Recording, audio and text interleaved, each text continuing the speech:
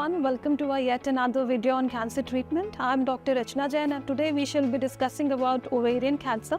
जैसा कि आप सब लोग जानते हैं कि ओवरी कैंसर का रिस्क बहुत बढ़ता जा रहा है और ये सब एज ग्रुप में बहुत कॉमन है.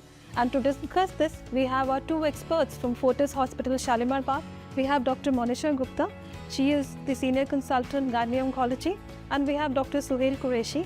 He is Senior Consultant and Unit Head Medical Oncology. So my first question is for Dr. Monisha. Dr. Monisha, ovarian cancer को diagnose करने के लिए early stage में क्या-क्या red flag signs हैं?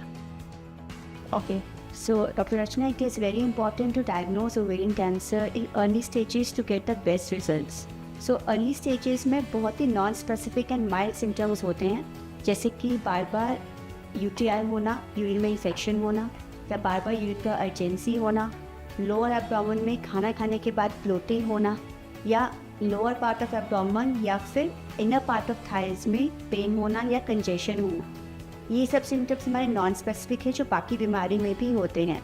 लेकिन अगर ये बार बार हो रहे हैं और रेमेडीज लेने के बावजूद आपको बरकरार हैं ये सिम्टम्स, सो एक बार ओवेरियन कैंसर रूल आउट करने के लिए गायनेकोलॉजिकल एग्जामिनेशन ज़रूर होना चाहिए. Thank you doctor Monisha. Doctor Suhail, ovarian cancer के इलाज में कीमोथेरेपी के क्या-क्या साइड इफ़ेक्ट्स हैं और ये कितना लंबा इलाज है?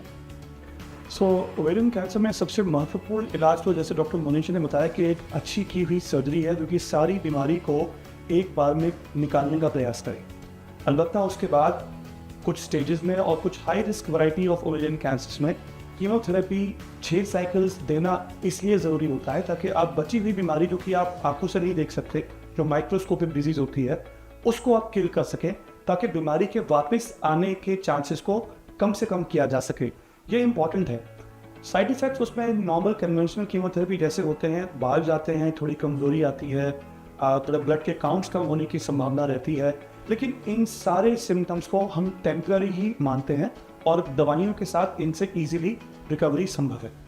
Thank you, Dr. Suhail, for your deep insight. Dr. Monisha, what are the success rates of surgery in ovarian cancer? So again, Dr. Rachna, I would again and like to emphasize on the stage of the ovarian cancer at the time of surgery.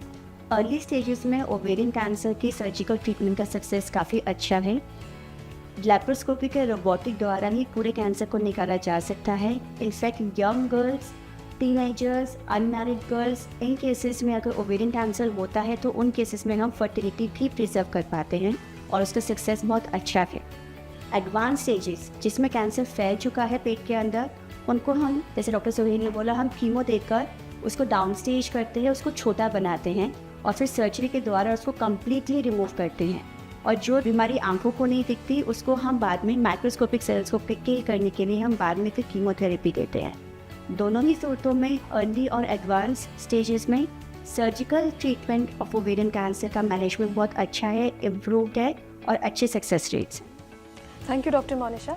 Doctor Suhail, ovarian cancer में genetic testing का क्या role है? Genetic testing एक बहुत important tool है हमारे लिए हर ovarian cancer में, क्योंकि अब गाइडलाइंस कहती है कि regardless of which age patients present to you at, आपको जेनेटिक इवैल्यूएशन करके रूल आउट करना चाहिए कि जेनेटिक प्रॉब्लम तो नहीं है जिसकी वजह से ये ओवेरियन कैंसर हो रहा है. उसकी इंपॉर्टेंस ये है कि अब हमारे पास ऐसी दवाइयाँ उपलब्ध हैं जो कि इलाज खत्म होने के बाद ओरल टैबलेट्स के रूप में उन मरीजों को दी जा सकती है जिनमें जेनेटिक प्रॉब्लम निकल कर आती है, और वो आने वाले वक्त में बीमारी को रोकने के लिए बहुत अच्छा रोल निभाती है. ना केवल ये, अगर किसी के अंदर कोई ब्लड में जेनेटिक प्रॉब्लम निकल कर आती है तो उसकी फैमिली मेम्बर्स को भी वो जीन अपने अंदर टेस्ट करना चाहिए ताकि उनके अंदर बीमारी के आने से पहले वो सचेत हो सकें. Thank you, Dr. Suhail. I hope this video was useful for you all. Stay tuned with us for some more updates about cancer from the world of oncology. Until then, happy living.